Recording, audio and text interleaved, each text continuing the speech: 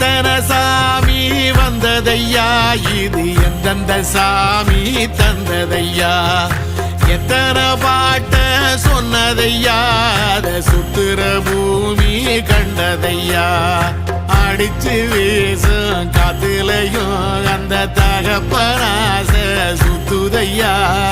பிடிச்சு பூக்கும் வேதையிலும் ஒரு வம்சத்து கதையே உள்ளதையா,